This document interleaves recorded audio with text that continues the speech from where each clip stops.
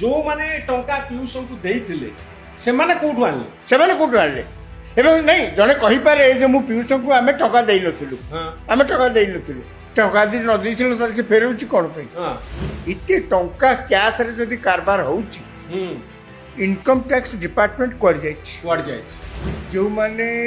ଯାତ୍ରା ପାର୍ଟିରେ ଯାହାକୁ ଯାତ୍ରା ପାର୍ଟି ମାଲିକ ସବୁ ଯେଉଁ ମାସିକିଆ ଦରମା ବା ବର୍ଷିକିଆ ଛିଣ୍ଡେଇକି ଦେଇଛନ୍ତି ମୋର କହିବା କଥା ତାଙ୍କର ଯଦି ରେକର୍ଡ ରଖିନାହାନ୍ତି ପ୍ରଥମେ ସେ ଯାତ୍ରା ମାଲିକମାନଙ୍କୁ ସରକାର ଧରିବା କଥା ଆପଣ ଏତେ କଳାକାର ରଖିଛନ୍ତି ଆପଣ ବର୍ଷକୁ ଏତେ ଆଡ଼େ ନାଚ କରୁଛନ୍ତି ପାର୍ଟି ନେଇକିରି ଆପଣଙ୍କର ତ କିଛି ଖର୍ଚ୍ଚ ହେଉଥିବ କିଛି ଆୟ ମଧ୍ୟ ହେଉଥିବ ହିସାବ ପତ୍ର ଖାତା କିଏ ତାଙ୍କୁ ଚେକ୍ କରୁଛି ମୋର କଳାରେ ଶ୍ରଦ୍ଧା ଅଛି ମୁଁ କଳାକାର ହେଇଛି ଏହାର ଅର୍ଥ ନୁହେଁ ଯେ ଆପଣ ମୋତେ ଯେତେବେଳେ ହାୟାର କରିଛନ୍ତି ଆପଣ ତ ବ୍ୟବସାୟିକ ଦୃଷ୍ଟିକୋଣରୁ ମୋତେ ହାୟାର କରିଛନ୍ତି ନା ତେଣୁ ଆପଣ ଯେତେବେଳେ ବ୍ୟବସାୟ କରୁଛନ୍ତି ଆପଣ ଜିଏସ୍ଟି ଦେବେ ଏଇଟା ଆପଣଙ୍କର ବ୍ୟବସାୟ ଆପଣ ଯେତେବେଳେ ବ୍ୟବସାୟ କରୁଛନ୍ତି ଆପଣଙ୍କର ଟ୍ରାଞ୍ଜାକ୍ସନ୍ ମଧ୍ୟ ସ୍ୱଚ୍ଛତା ଥିବା ଦରକାର ନା କଳା ଟଙ୍କାରେ କ'ଣ ବେଗ ଭର୍ତ୍ତି କରି ଆପଣ ବେପାର କରିବେ ଆପଣ ଏତେ କ୍ୟାସ୍ କେଉଁଠୁ ଆପଣଙ୍କ ପାଖରେ ଆସିଲା ଏକ ଦୁଇରେ ଯାହାକୁ ସେ ଏତେ ଟଙ୍କା ଦେଲେ ସିଏ ସେ ଟଙ୍କାକୁ କ'ଣ କରିବେ ଏଇ ଇଲିଗାଲ କାମ କିଭଳି ଭାବରେ ଚାଲିଛି ତାହା ପ୍ରମାଣ କରୁଛି ଯେ ଯାତ୍ରା ଜଗତରେ ବର୍ତ୍ତମାନ କଳା ଟଙ୍କାର ପ୍ରାଦୁର୍ଭାବ କେତେ ବଡ଼ राजाराम बाबू आज वीडियो रे आपणक मन भितरे उठिथिबा गोटे प्रश्न आम समस्तक भितरे उठिथिबा गोटे प्रश्न टीवी चैनल गुड़िक गोटे विजुअल शो करुछन्ती डिजिटल मीडिया रे भी आछि गोटे बैग भर्ती टंका यात्रा कलाकार पीयूष को नहीं जो कंट्रोवर्सी हेछि पाखापाखि 1.15 टंकार गोटे बैग मालिक मानक आगरे से दुई मालिकों ठारू टंका नहीं से टंका जिते चाप बढ़ला से मालिक मानक नहीं से टंका थोचते आपको दौची टंका मुक्त हो गली मु बर्तमान सन्यास नहीं जीवी अर्थात मुझे यात्रा गोटे वर्ष काम करी ये 1.15 टंकार कैश समस्त सम्मुख कैमेरा आगरे जिते देखुचु से बहुत गोटे प्रश्न आसूँ यात्रा कौन खाली कैश कारबार हुए ना कि अकाउंटिंग हुए आपनकर धारणा कौन राजाराम बाबू यात्रा ऊपर आपनकर बहुत नजर थाए नहीं यात्रा पर सिना नजर थाए मु बहुत वर्ष हेलाଣି यात्रा देखिनी କିନ୍ତୁ କାଲି ଯେତେବେଳେ ଟେଲିଭିଜନ ପରଦାରେ ଏଇ କଥା ପ୍ରସାରଣ କରାଉଥିଲା ସେତେବେଳେ ଆପଣ ଯାହା କହିଲେ ସମସ୍ତେ ଦେଖିଛନ୍ତି ଓଡ଼ିଶାରେ ଯେ ଗୋଟେ ବ୍ୟାଗରେ ଟଙ୍କା ଭର୍ତ୍ତି ହେଇଛି ଏବଂ ତାକୁ ଜଣେ ଧରିକିରି ଭିତରକୁ ଯାଉଛନ୍ତି କୁଆଡ଼େ ଯାଉଛନ୍ତି ସିଏ ନା ସେ ଭିତରେ ଓଡ଼ିଶାର ଅନେକ ଯାତ୍ରା ପାର୍ଟିଙ୍କର ଯେଉଁମାନେ ମାଲିକ ସେମାନେ ସବୁ ବସିଛନ୍ତି ଏବଂ ସେଠି କହିବାକୁ ଗଲେ ଗୋଟେ କୋର୍ଟ ରୁମ୍ ଚାଲିଛି କ'ଣ କୋର୍ଟ ରୁମ୍ ଯାତ୍ରା ପାର୍ଟି ମାଲିକଙ୍କର ଯାତ୍ରା ପାର୍ଟି ମାଲିକ ଗୋଟେ ପକ୍ଷରେ ଏବଂ ଅନ୍ୟ ପକ୍ଷରେ ହେଉଛନ୍ତି ସେ ଯେଉଁ ପୀୟୁଷ ତ୍ରିପାଠୀ ହଁ ସିଏ ଜଣେ ନାମୀ ଦାମୀ ଯାତ୍ରା କଳାକାର ବୋଲିକିରି ତାଙ୍କର ଭଲ ନାଁ ଅଛି ଏବଂ ଯାହା ମୁଦାଲା ଏବଂ ମୁଦେଇଙ୍କ ଭିତରୁ ଯାହା ଜଣାପଡ଼ିଲା ଏବଂ ସେଥିରେ ଯେ ସିଏ ଦୁଇଟି ଯାତ୍ରା ପାର୍ଟିରୁ ଅଗ୍ରିମ ଗୁଡ଼ାଏ ଟଙ୍କା ଆଣିଥିଲେ ଗଣ୍ଡଗୋଳ ବଢ଼ିଲା ଆଗରୁ ମଧ୍ୟ ଅନେକ କାର୍ଯ୍ୟକ୍ରମ ସବୁ ମିଡ଼ିଆରେ ସବୁ ହେଇଛି ଗଣ୍ଡଗୋଳ ବଢ଼ିଲା ପରେ ତାପରେ ତାଙ୍କ ଉପରେ ଚାପ ପ୍ରୟୋଗ ହେଲା ଯାହାଫଳରେ କି ସିଏ ଟଙ୍କା ଫେରସ୍ତ କରିବାକୁ ବାଧ୍ୟ ହେଲେ ପ୍ରଶ୍ନ ସେଠି ନାହିଁ ପ୍ରଶ୍ନ ଆଡଭାନ୍ସ ନେବାରେ ମଧ୍ୟ ନାହିଁ ପ୍ରଶ୍ନ ଅଛି ଯେ ଆପଣ ଏତେ କ୍ୟାସ୍ ବ୍ୟାଗରେ ଧରିକିରି କୋଉଠୁ ନେଲେ ଆପଣ ଏତେ କ୍ୟାସ୍ କୋଉଠୁ ଆପଣଙ୍କ ପାଖରେ ଆସିଲା ଏକ ଦୁଇରେ ଯାହାକୁ ସେ ଏତେ ଟଙ୍କା ଦେଲେ ସିଏ ସେ ଟଙ୍କାକୁ କ'ଣ କରିବେ ଆଜ୍ଞା ଆପଣ ଜାଣିଥିବେ ସରକାରଙ୍କର ନିୟମ ଅଛି ଇନକମ ଟ୍ୟାକ୍ସ ବାଲା ମୁଁ ସେଇଆ ଭାବୁଛି କେବଳ ସେ ନୁହଁ ମଧ୍ୟ ପଚରା ଯାଇଥିଲା ଗୋଟେ ଜାଗାରେ ଗୋଟେ ଗଣମାଧ୍ୟମରେ ଜଣେ ପଚାରିଲେ ଯେ ଆପଣ ଜାଣିନାହାନ୍ତି 2 ଲକ୍ଷ ଟଙ୍କାରୁ ଅଧିକା କ୍ୟାଶ କାରବାର ହେଇପାରିବ ନାହିଁ ବୋଲି ପ୍ରଶ୍ନ ପଚରା କହିଲା ସେଇଟା କ'ଣ ଅଛି ନିୟମ ହେଉଛି ସେଇଆ ମୁଁ କେବଳ ଦେଖିକିରି ଭାବୁଥିଲି ଇନକମ ଟ୍ୟାକ୍ସ ଡିପାର୍ଟମେଣ୍ଟ କୁଆଡ଼େ ଯାଇଛି ଇନକମ ଟ୍ୟାକ୍ସ ଡିପାର୍ଟମେଣ୍ଟ ଦେଖୁଛି ନା ଆଜି ଗୋଟେ ଦିନ ବି ଥିଲା ମୁଁ ଭାବୁଥିଲି ଅନ୍ତତଃ କାଲି ଯେହେତୁ ରାତିରେ ଘଟଣା ହଉଥିଲା ଟେଲିଭିଜନ ଦିଶୁଥିଲା କ୍ୟାମେରା ଆଗରେ କେମିତି ଏତେ ବଡ ଏତେ କ୍ୟାସ୍ ନେଉଛନ୍ତି ଏଥିରୁ ଆପଣ ଶୁଣନ୍ତୁ ଯିଏ ଦଉଛନ୍ତି ଆଉ ଯିଏ ନଉଛନ୍ତି ନା ଯିଏ ଦଉଛନ୍ତି ସେ ମଧ୍ୟ ଇନକମ ଟ୍ୟାକ୍ସ କେସର ସମ୍ମୁଖୀନ ହେବେ ଇନକମ ଟ୍ୟାକ୍ସ ତାଙ୍କୁ ପଚାରେ ଏତେ କ୍ୟାସ୍ ଆଣିଲ କୋଉଠୁ ଆଣିଲ ତୁମ ସୋର୍ସ କ'ଣ ଦୁଇ ଯାହାକୁ ଦେଲେ ସିଏ ସେ ଟଙ୍କା ନେଇ କଲେ କ'ଣ ନିୟମ ଅଛି ଆପଣ ବ୍ୟାଙ୍କକୁ ଗଲେ 2 ଲକ୍ଷ ଟଙ୍କା ମ୍ୟାକ୍ସିମମ୍ ଆଉ ଟିକେ ଉପରୁ ଭିତରକୁ ଗଲେ ଯୋଉମାନେ ଟଙ୍କା ପିୟୁଷଙ୍କୁ ଦେଇଥିଲେ ସେମାନେ କୋଉଠୁ ଆଣିଲେ? ସେମାନେ କୋଉଠୁ ଆଣିଲେ? ଏବଂ ନାଇଁ ଜଣେ କହିପାରେ ଯେ ମୁଁ ପିୟୁଷଙ୍କୁ ଆମେ ଟଙ୍କା ଦେଇନଥିଲୁ, ହଁ ଆମେ ଟଙ୍କା ଦେଇନଥିଲୁ। ଟଙ୍କା ଯଦି ନ ଦେଇଥିଲୁ ତାହେଲେ ସେ ଫେରଉଛି କ'ଣ ପାଇଁ? ହଁ କଣଟା ଫେରଉଛି? ଏ ଟଙ୍କା- ନାଇଁ ନାଇଁ ଏ କଥା ମୁଁ ଆପଣ ଯଦି ଟଙ୍କା ଦେଇଥିଲେ ତାହେଲେ ଆପଣ ତ ଅନଲାଇନ ୟା ଟଙ୍କା ନାଇଁ ଦେଇଥାନ୍ତେ। ନାଇଁ ୟା ପୂର୍ବରୁ ଆପଣ ଯୋଉ କଥା କହୁଛନ୍ତି ୟା ପୂର୍ବରୁ ପିୟୁଷ ତ୍ରିପାଠୀ ଯାତ୍ରା ମାଲିକ ଯେତେବେଳେ ଟିଭି ଆଗରେ ବସିଥିଲେ ସେ କଥା ମଧ୍ୟ କହିଛନ୍ତି ଯେ ଯାତ୍ରା ଖାସ କରି ସିଂହ ବାହିନୀ ପାଖରୁ କେତେ ଲକ୍ଷ ଟଙ୍କା ସେ ବ୍ୟାଙ୍କରେ ନେଇଛନ୍ତି, କେତେ ଲକ୍ଷ କ୍ୟାଶ ରେ ନେଇଛନ୍ତି, କେତେ ଗାଡି ଏ, ଠିକ ଅଛି। ଇଏ ଖୋଲା ଖୋଲି 22-23 ଲକ୍ଷ ଟଙ୍କା କ୍ୟାଶ ନବା କଥା ଆମର ପ୍ରସଙ୍ଗ ହଉଛି ବା ସମସ୍ତେ ବର୍ତ୍ତମାନ ଚିନ୍ତା କରୁଛନ୍ତି ଏତେ ଟଙ୍କା କ୍ୟାସ ରେ ଯଦି କାରବାର ହଉଛି ହୁଁ ଇନକମ ଟ୍ୟାକ୍ସ ଡିପାର୍ଟମେଣ୍ଟ କୁଆଡେ ଯାଇଛି? କୁଆଡେ ଯାଇଛି? ଯଦି ଇନକମ ଟ୍ୟାକ୍ସ ଡିପାର୍ଟମେଣ୍ଟ ୟା ଉପରେ ଶୋଇଛି କିଛି କରିବାର ନାହିଁ, ହଁ এটা ଆଜି କରିବା କଥା, ଆଜି ତ ରେଡ୍ କରିବା କଥା ତାଙ୍କ ଘର। କିଛି ତ ନାହିଁ, ଖବର ନାଇଁ ନାହିଁ। କିଛି ତ ଖବର ନାହିଁ। ହଁ। ଆଜି ରେଡ୍ କରି ତାଙ୍କ ଘର ଭିତରୁ ସେ ଟଙ୍କା ସିଜ୍ କରିବା କଥା। ହୁଁ। ଏବଂ ତାଙ୍କୁ ଦୀପିକା, ତମ ପଚାରିବା। ଭିତରେ କଣ କ୍ୱେଶ୍ଚିନ୍ ଅଛି ଆକୁ ନେଇ? ଯାତ୍ରା କହିବାକୁ ଗଲେ ଯାତ୍ରାରେ ଗୋଟେ ଯାତ୍ରା ଚାଲିଛି। ପିୟୁଷ ତ୍ରିପାଠୀ କୁହନ୍ତୁ, ନରୀ ପଣ୍ଡା କୁହନ୍ତୁ, ତାଙ୍କର ବିବାଦ ବର୍ତ୍ତମାନ ପିୟୁଷ ତ୍ରିପାଠୀଙ୍କ ବିବାଦ ଆହୁରି ଧୀରେ ଧୀରେ ବଢିବାକୁ ଲାଗିଛି। ଏଇ ଯାତ୍ରା ଜଗତର ଗୋଟେ ସ୍ଥିତି କୋଉ ମୋଡ ନଉଛି ଯାତ୍ରା ଜଗତ ପାଇଁ? ନାଇଁ ଯାତ୍ରା ଜଗତରେ ଆମେ ବହୁତ କଥା ଆଗରୁ ସବୁ ଜାଣିନଥିଲୁ। ହଁ ଯାତ୍ରା ପାର୍ଟିର କଳାକାର ମାନେ ଏତେ ଟଙ୍କା ପାଆନ୍ତି, ଭଲ କଥା, ହଁ ମାନେ ଏତେ ଖୁସିର କଥା ଯେ କଳାକାର ମାନେ ଏତେ ଟଙ୍କା ରୋଜଗାର କରୁଛନ୍ତି, ଠିକ ଭଲ କଥା। କିନ୍ତୁ ଏ ଦେଶରେ ଗୋଟେ ନିୟମ କାନୁନ ଅଛି କି ନାହିଁ?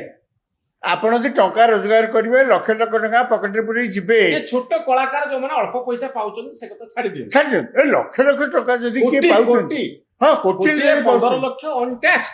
ତାର ଅରିଜିନ କେମିତି ହେଲା? ଯିଏ ମାଲିକ ଜେନେରେଟ କରିଥିଲେ ସେ ଟଙ୍କାକୁ, ପଇସା ସିଏ ତ କୋଉଠୁ ପୁଣି ଆସିଲା? ଗୋଟେ ବ୍ୟବସାୟୀ ଲୋକ, ସିଏ ତ ଗରିବ ଲୋକ। ଆପଣ ଜାଣିଛନ୍ତି ବର୍ତ୍ତମାନ ଦଣ୍ଡ ନାଚ ହଉଛି ଗଞ୍ଜାମ ଜିଲ୍ଲାରେ? ହଁ, ଦଣ୍ଡ ନାଚ, ହଁ। ଆଜ୍ଞା ଦଣ୍ଡ ନାଚରେ ଅଶ୍ଳୀଳ ନୃତ୍ୟ ବ୍ୟାନ୍ କରିଦିଆଯାଇଛି। ହୁଁ, ହୁଁ। ଏବଂ ଯେ ଏଇ ଦଣ୍ଡ ନାଚ ମୁଁ ଜଣଙ୍କୁ ପଚାରୁଥିଲି, ସେ ମତେ କହିଲେ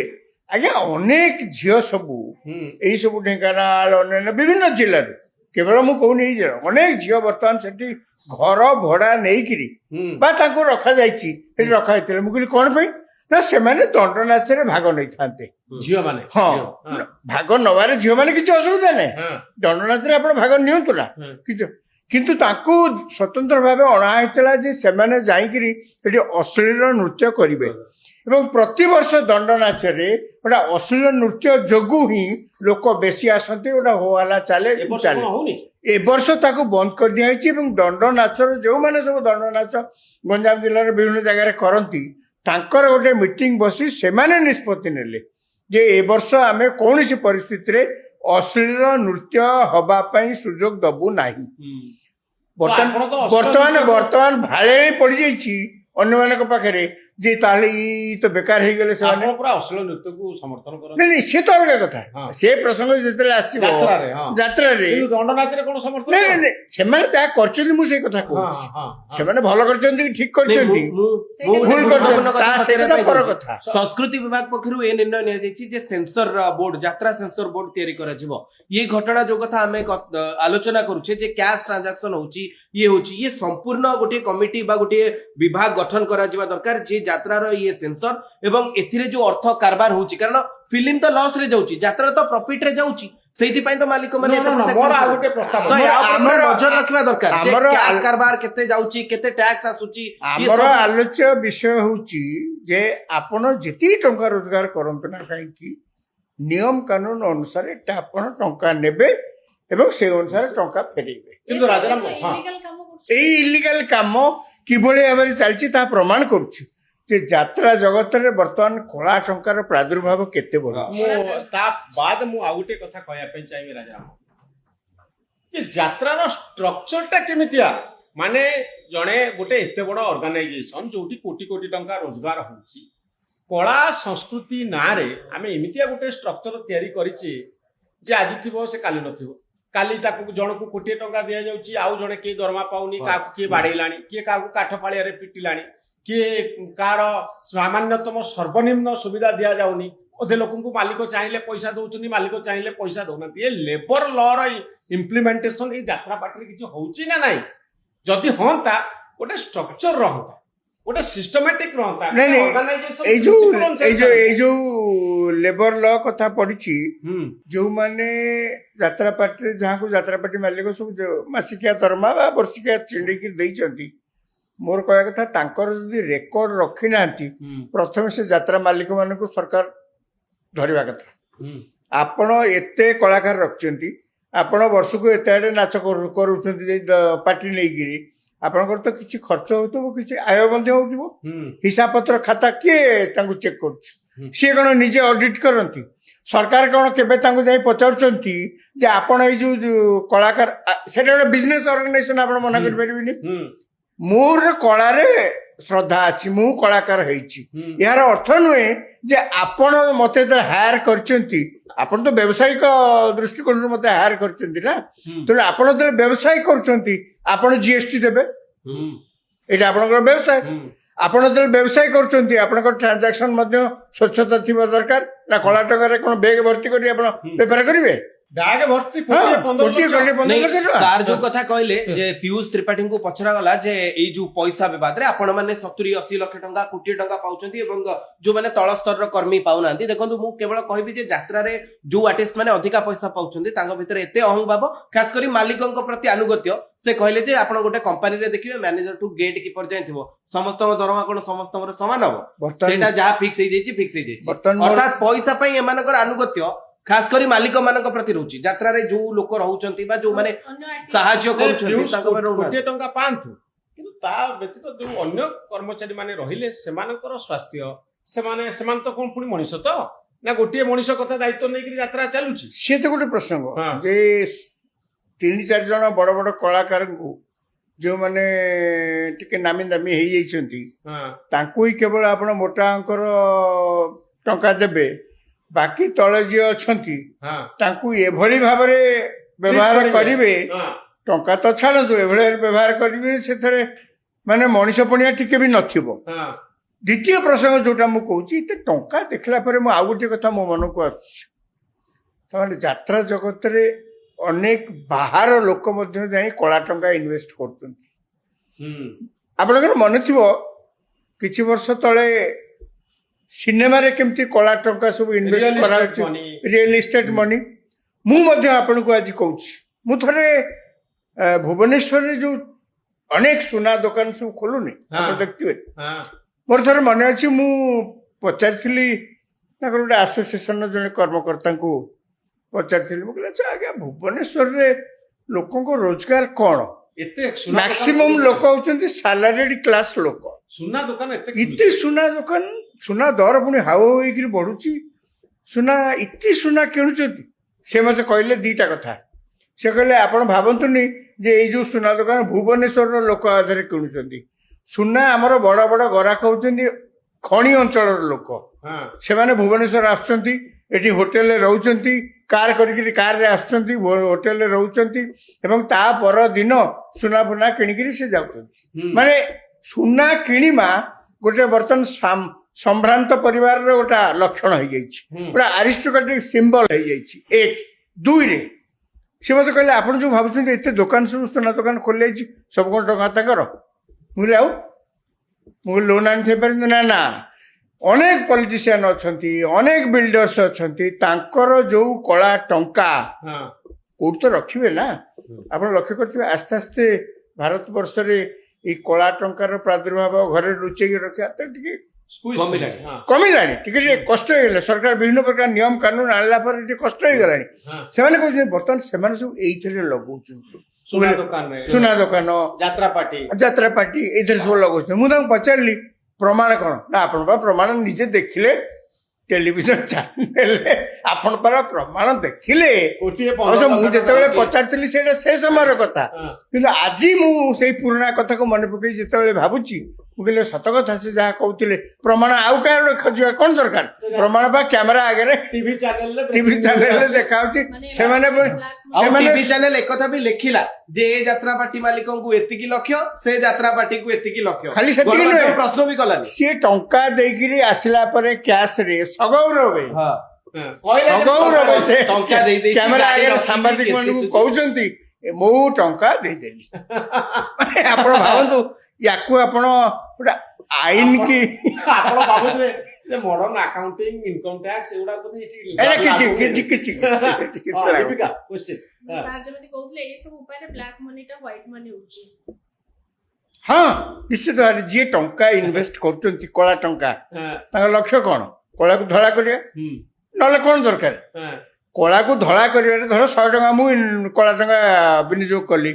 ତାଙ୍କ ସହିତ ମୋର ଡିଲ୍ ହେଲା ଯେ ଆଜ୍ଞା ଆପଣଙ୍କର କଳା ଟଙ୍କାକୁ ଧଳା କରିବା ପ୍ରୋସେସିଂ ଫିସ୍ 20 ଟଙ୍କା କଟିଯିବ ମାନେ 80 ଟଙ୍କା ଆପଣ ପ୍ରକୃତରେ ଦେଲେ ହେଇପାରେ ମୁଁ 100 ଟଙ୍କା ହରେଇଥାନ୍ତି 80 ଟଙ୍କା ଯଦି ତା ଦେହରୁ ମୁଁ ପାଇଲି ଖୁସି